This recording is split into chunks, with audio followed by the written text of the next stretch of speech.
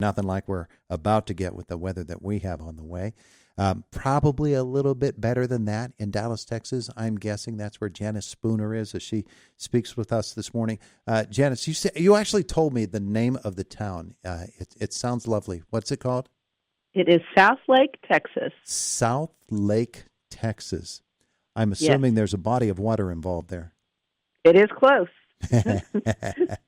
We have a West Lake, a South Lake, a North Lake, so, it's all fun. Oh, yeah. Sounds wonderful. She's an expert on lending and credit, and we're going to talk with her this morning about older folks like us who are walking around with probably a little bit more cash in their pockets than maybe some younger folks are. And whether that's a good idea or not, you might be surprised by her answer. Our visit this morning presented by Marcus and Mack, voted best law firm and best personal injury lawyer 3 years in a row in the Best of Indiana County contest. You can visit them online at marcusandmack.com. So, Janice, people of a certain age are more likely to have cash in their pockets than they are some other form of currency. How come? Well, baby boomers carry more cash than younger generations, and I'm going to tell you this morning while we're chatting that their reasoning is spot on. Baby boomers are 42% more likely to carry cash than younger generations, and I hope you have demographics of age range from the very young at heart to the very well-seasoned, because this matters to all. But a recent study showed that 27% of Americans, only 27%, carry cash daily. Mm-hmm. However, 52% still believe cash is king, and that is still true today. So 52% say cash is king, but only about half of them actually follow through and have it in their pockets. Yes, and I honestly believe that while boomers prefer cash for various reasons, but security and privacy, emergency preparedness, budgeting and spending control, our younger generations should adopt some type of collective mindset on this. Mm-hmm. And millennials and Gen Zs, they need to take notes. Oh, yeah. So it's not such a bad idea to be dealing in cash, not only to have it, and a lot of people do have it as a backup or as an emergency type of thing, but to actually use it. Yes, actually carry some, say between $50 and $100 a day on you for various reasons, because our big MasterCard and Visa, they control your debit card ultimately and its usage. And if they go down, you can't use that debit card or credit card until it comes back up. Mm-hmm. But also the security, the cybersecurity, it's a national problem because people are using, unfortunately, their debit cards to buy online. Bad idea. Don't do it. Well, Janice, here's something that I don't know if they're doing it in Texas where you are, but they certainly do it here. You go to a sporting event, it doesn't matter what it is. Even at the high school level, you can't even get into them with cash. When the playoffs come, they'll only accept something electronic, something over the phone. And if you go to a Pirates game here or a Steelers or a Penguins game, and you want to buy that souvenir T-shirt, you're not going to do it with a green piece of paper. You're going to have to do it electronically. Well, and it really depends. While the financial education and phase and currency and economy, it's all going towards digital, you still actually do need cash for the aforementioned reason, but also from one of my experiences recently in leaving a parking lot, a big parking garage, mm-hmm. They only took cash. And so the car in front of me was stuck and held us all up because they didn't have cash. So we do need it. But, our younger generations, they need to think about maybe testing themselves. All right, what if they do only have cash?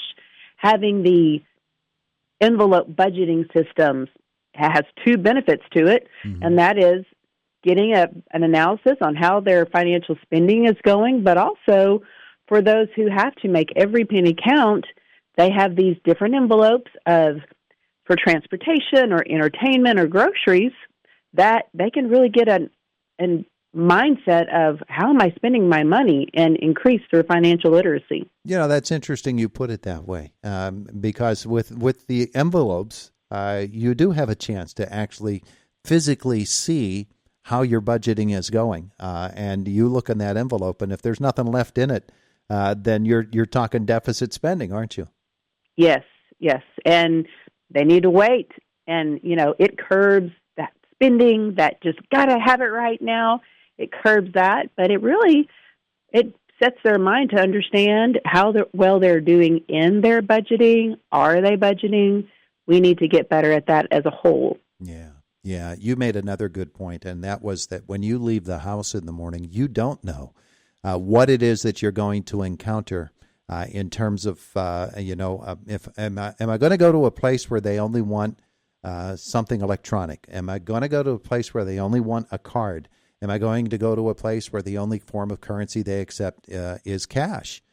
You don't know when you leave the house, so you better be prepared.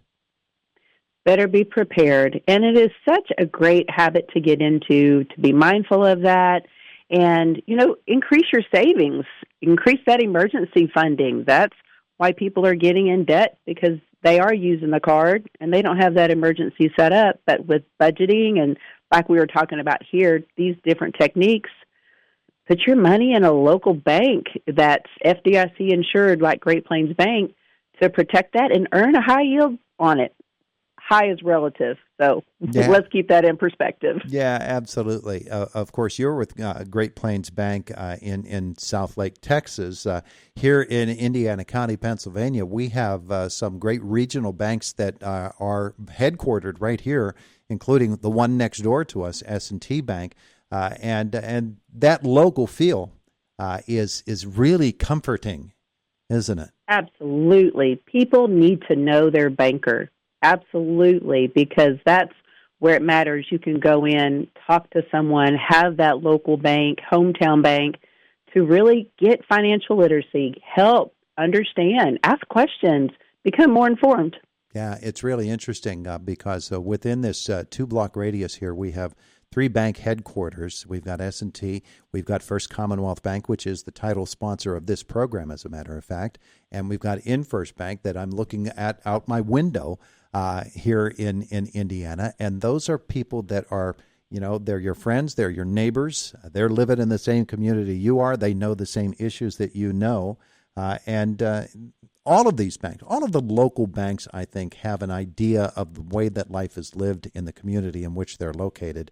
And so they can advise and they can help you to understand the financial ramifications of the decisions that you're making. And whether it's cash or whether it's a bank-issued credit or whatever it happens to be, whatever form of currency you prefer to use, to have that kind of balance, they understand that and they can help you understand it. I couldn't have said it better myself, and it's so comforting to hear that there's other communities like yours and like mine in South Lake that truly have a passion for our communities and want to help. So that's amazing. Great job. Well, thanks. It's a great community in which to live. You know that with your affiliations with lending and credit card management, people really need to have a budget. We're here in January. We're heading into a whole brand new year, and people are thinking, well, this year I need to be more fiscally responsible. This year I need to actually save money. I need to find strategies and stick with them. Janice, it's really important that we decide what we're going to do and then stick with that strategy, isn't it? It is critical. And our younger generations are getting, unfortunately, deeper and deeper in debt with doom spending, and there's a lot of mental and psychological and economic events going on. And so we need to be aware and informed, because whether it's carrying cash or using a credit card, that can get you in trouble quickly if you're not disciplined. But there's hope. You can get out of debt. You can just use, your digital payment of some kind to take care of those small transactions, but carry cash. We all experience a technology issue of one kind or another every day almost, it seems. Yeah. So be prepared and make great decisions so that you can have a successful future. Solid advice from Janice Spooner. Janice, where are we going to learn more about you? be safe in this upcoming weather. Thanks for having me. It is the voice of Indiana County, WCCS 101.1 FM, AM 1160, and WCCSradio.com.